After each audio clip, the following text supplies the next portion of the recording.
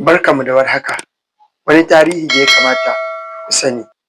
Yanzun nan an binciko tarihin haɗuwan Inter Milan da Barcelona a gasar zakarin nahiyar Turai. Ƙungiyar ta Inter Milan ta haɗu da ƙungiyar ta Barcelona a gasar na zakarin nahiyar Turai har sau 12, inda Barcelona ta samu nasara akan Inter Milan ɗin sau 6. Inter Milan ɗin ta samu nasara akan ƙungiyar ta Barcelona sau 2 kacal, yayin da aka yi can jaras sau 4.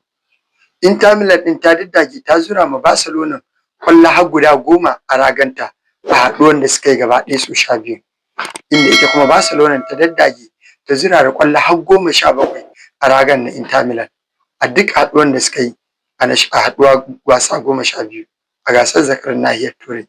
Sai dai fa duk da haka nan, da irin ciye-ciyen da Barcelona ta yi wa Inter Milan ɗin, bata taɓa doke ta a matakin semi-final ba, domin duk sauran ciye-ciyen a group stage ne.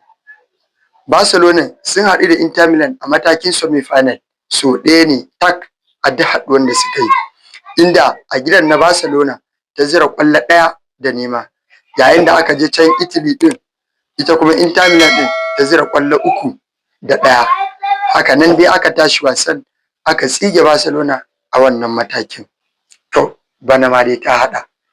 Gashi yanzu sun haɗu a matakin kusa da na ƙarshe, kuma shi wannan mataki ba kowa yake son yin wasa da shi ba, domin mataki ne wanda daga shi sai buga final, ma'ana wasan ƙarshe, wanda yawanci akan ce semi-final ma ya fi wasan final zafi, saboda a nan kake tantancewa ko za ka iya cin kofi. Yanzu haɗuwan nan ya kuke gani za ta kasance? Barcelona za ta ci gaba da jan ragamar tarihin ta ne, ko ko Inter Milan ɗin za ta karya ta ci gaba da ƙoƙarin daƙile tarihin da aka kafa mata a baya? Mu haɗu da ku a comment section. Hallau dai naku daga taskar Wasanni TV, Misbahu Musa Gwada, MYG.